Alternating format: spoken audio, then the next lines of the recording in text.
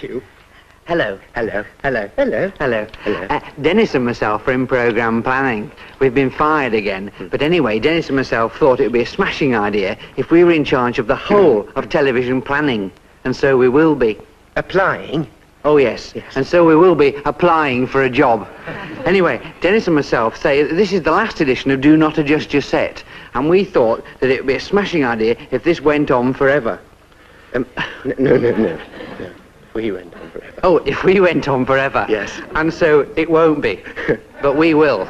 No, it won't. Oh, no, I've got it wrong. Yes. I've said it wrong. Never mind, we'll be going on.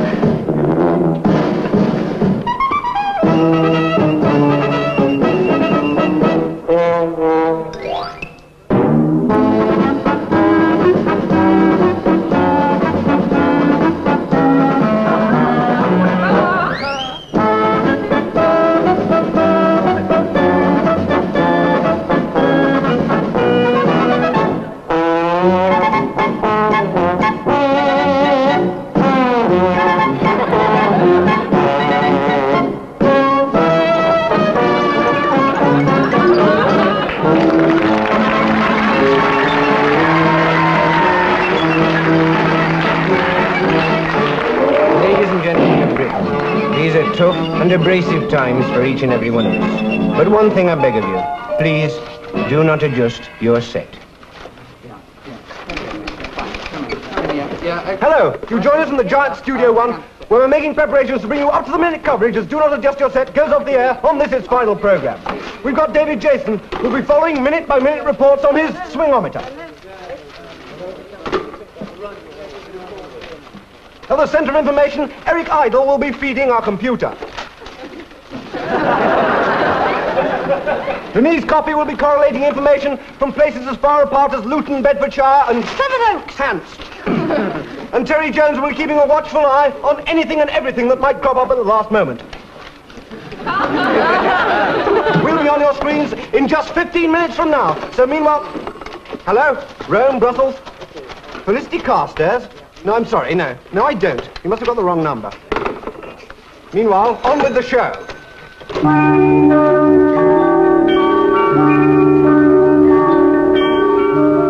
Do not adjust your set says to all keen clue spotters, can you spot the deliberate mistake in this next scene? Get out. Goodbye, sir. Yes, goodbye, Thompson. Can I go now, sir? Well, you'll just have to stay and work late again tonight, won't you? I missed the train, honestly, sir. And what's your excuse this time? I'm very sorry, sir. So you're late again, Thompson. Thank you, sir. Sit down. Hello, sir. Well, come in, Thompson. Trouble with Thompson is he's so backward. Yes? Oh, send him in. Hello?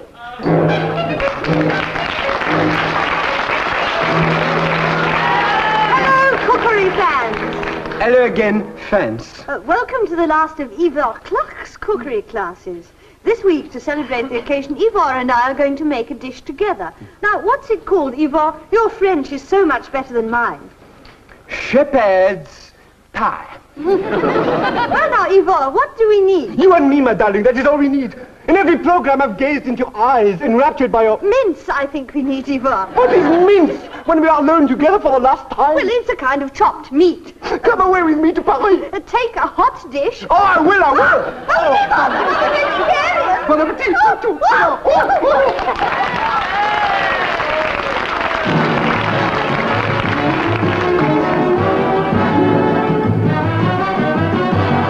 Everybody, it's me and my dog Arthur back to do a few more tricks for you. And the first little trick we've got lined up for you is a jump. All right, Arthur, and jump.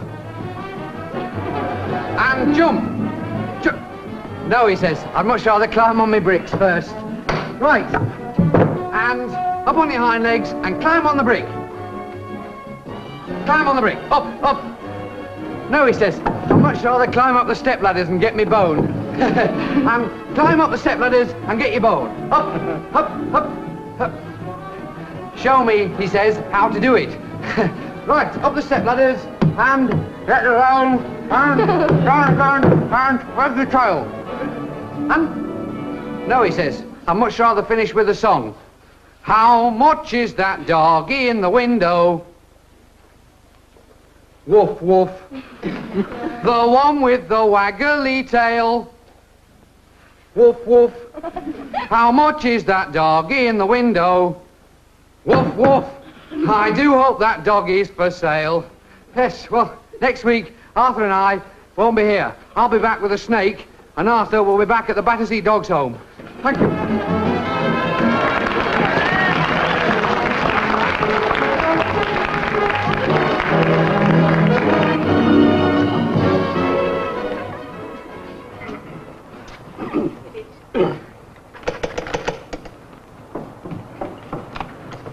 Yes? Good evening, Mrs. Johnson. I wonder if your husband's in. Yes, he is. What do you want him for? Can he come out and play? No, he can't. He's just had his dinner and he's got to sit down for an hour while the food goes down. But we've got to go in at 8:30. Well, I can't help that. He came home late from the office, so he's had his supper late. Well, can he come and talk to us? No, he can't. He's sitting down. Oh, can we come in and speak to him? No, you can't. You're always round here, you two. Why can't you play in your own garden? We can't. Why not? We've got visitors. No. We want to play shipwrecks on your old car. Well, Mr. Johnson can't come out to play until he's had a rest, and that's that. Well, can you come and play? Oh, yes. Oh, why didn't you say that? Wait there.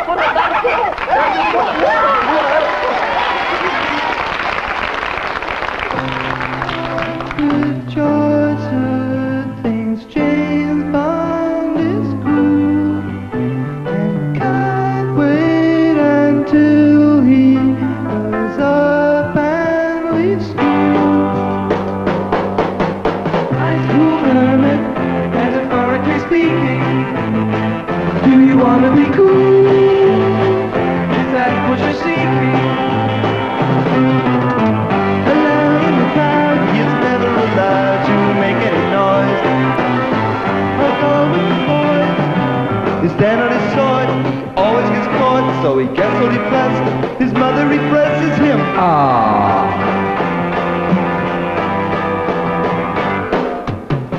Harvey the hermit lives in his cave, too old for train sets, too young to shave. High school hermit, metaphorically speaking. Do you want to be cool? Is that what you're seeking? Hello, Rog. Hello, Viv. I'm having awful trouble with my hair. Well, you're using a hairdressing, aren't you? Yes, I'm using cooking fat. Cooking fat? You must be joking. You ought to be using new porridge. Porridge? Just look at my comb. Why, it's filthy. Yes, new style porridge leaves comb and hair absolutely clogged with muck and it sets rock hard in seconds. Just look at this. Oh, that's wonderful. Yes, new style porridge is really wonderful in jars or I tubes. must buy It's some only porridge $17.11. tomorrow. High school hermit, metaphorically speaking. Do you want to be cool? Is that what you're seeking? Metaphorically speaking. Alone in a crowd, he is never allowed to make any noise. I mix with big boy. Then on his sword, he always gets caught. He gets so depressed, his mother depresses him.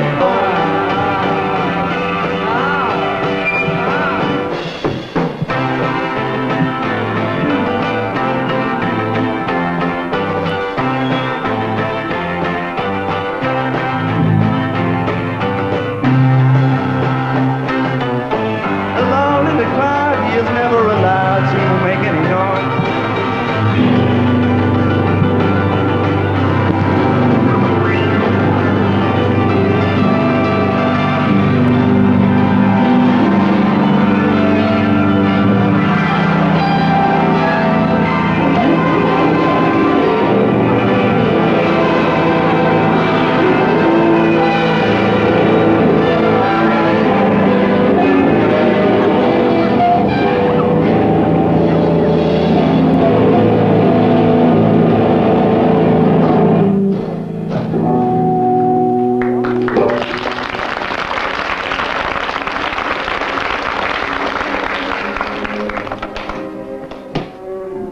Thank you. Miss Pringle, here's mud in your eye.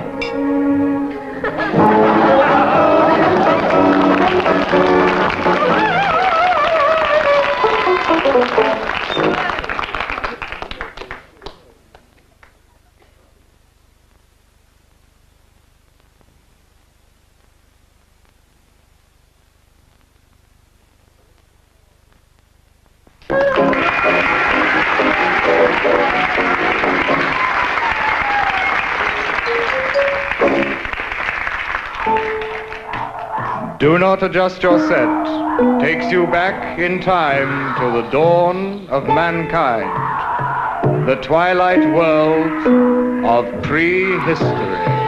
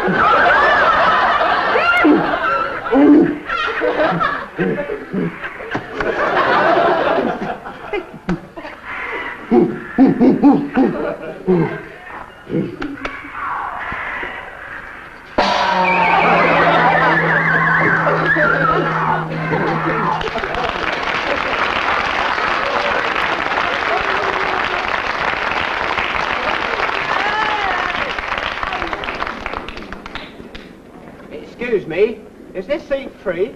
No, this is seat 3, that's seat 4. Well, what's the big picture then? It's Captain Fantastic, it's just about to start. Who's he?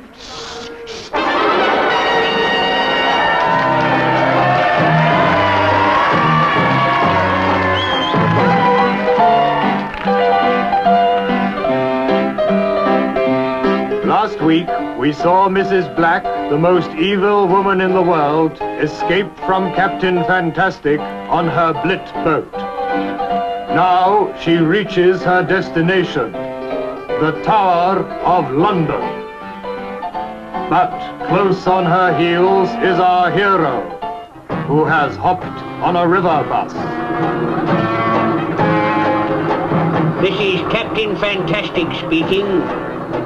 Leaping ashore, I reconnoitred the position, and with my brolly, I immediately picked up the scent.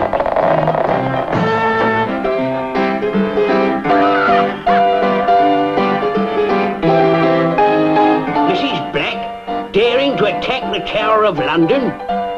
Was this the unbelievable climax of her secret plans? This could be dynamite.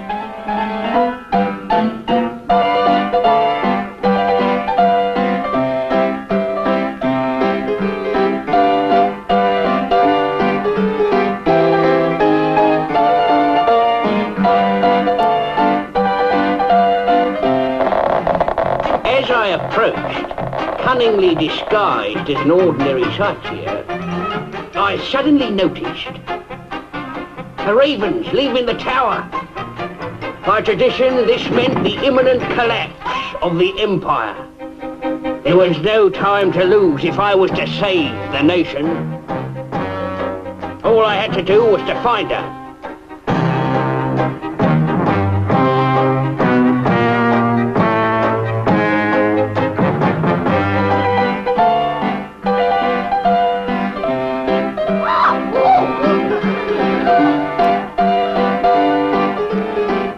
Suddenly, I spotted her. I thought quickly, and in a flash I had the answer. They'd got me. Playing for time, I allowed them to tie me to a nearby tree. And then I heard Mrs. Black asking 2 passers-by to help.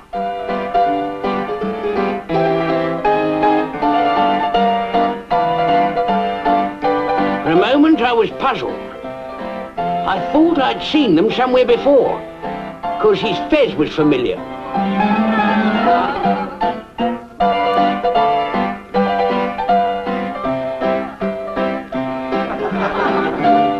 By now the situation was decidedly nasty.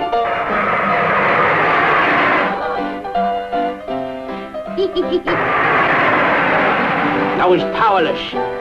And then, as the terrible forces of the air converged upon me, I felt myself moving. Or rather, retreating.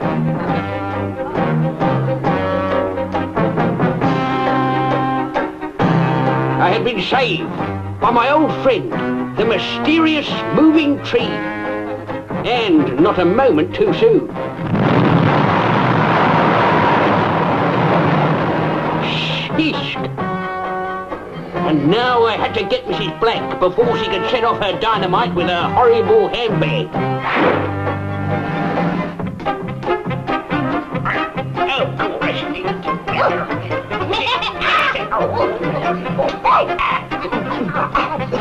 Let me go.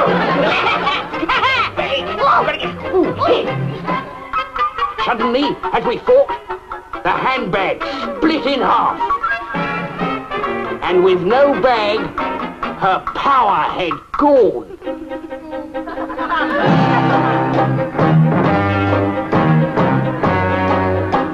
Triumphantly, I took her into custody. There was only one place for the likes of her. So perish all enemies of the nation.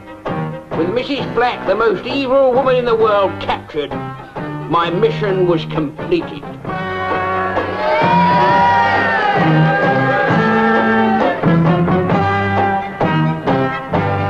So our story ends. Well played, Fantastic. Whenever the world is threatened, we know that you'll be there. Don't ring us, we'll ring you.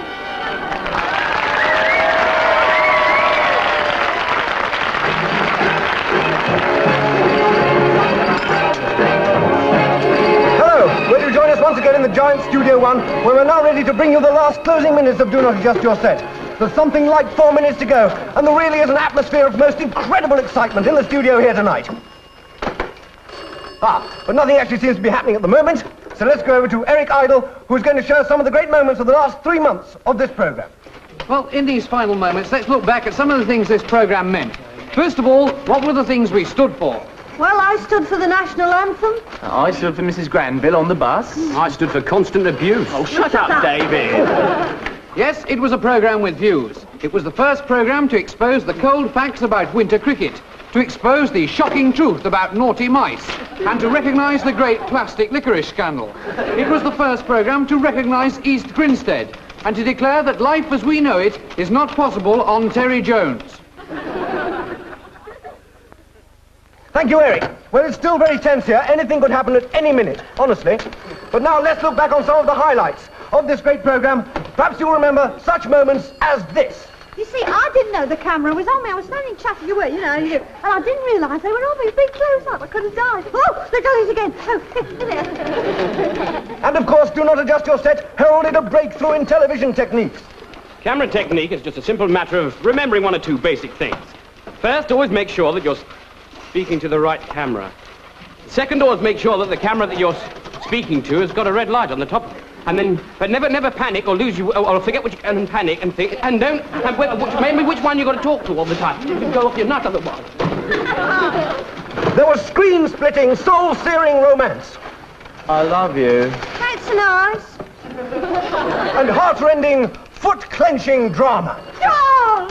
Sometimes I just don't understand you. Dat reicht me quite die Herren, jawohl. And we made newscasting history. Yes, Do Not Adjust Your Set brought you the first live television pictures from Parliament. And we also gave politicians an open forum to speak their minds to the young people of Britain today. We're not going to offer you promises, I promise you. We're going to offer you concrete suggestions. A little rock pool for the garden, some crazy paving, a little concrete gnome, that sort of thing, you know. Good evening and hello, young electors. Or may I call you cats? I'm Daddy-O Smythe, formerly known as Lance Captain Sir Archibald Barrington Smythe, but you can call me Dougie. And I'm here to tell you about the new, switched-on, trendy, swinging, extremely psychedelic Conservative Party happening group thing. Wow. I've just returned from making the scene where the action is, down at the Pad of Commons, to tell you that we, in the Conservative Party of Go-Go, are terribly interested in where you cats shack up. Especially the old age swingers. So we're going to camp up our whole policy and turn on 1,000 new council gaffs. Wizzo prang, rather super. Earlier this year, I was at the Electrical Banana Lonely Hearts Club Conservative Freakout Conference at Brighton, when a long-haired man who looked young enough to be my daughter said, "Daddy, you're not with it." Well, now I'll never be without it, if I can find it. So do make like hippie go-go people. Be like Granny, take a trip along to your polling boutiques and put your tips for your tops on us at the next vote-in. Swinging.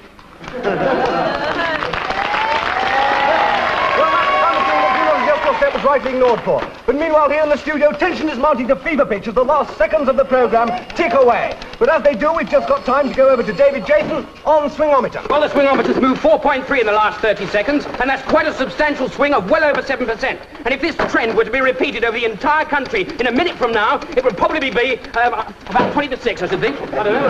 What do you say? Well, I'm afraid we must interrupt there as something's just come off the teleprinter.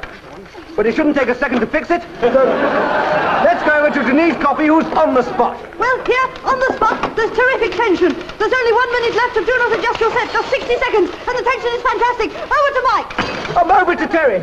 Well, by my watch, there's about 2 hours to go now. So I think I'll have a little sleep. And over to Eric. Well, 30 seconds isn't very long, even by bus. And here at the Do Not Adjust Studios, we're all wondering what's going to happen at the end.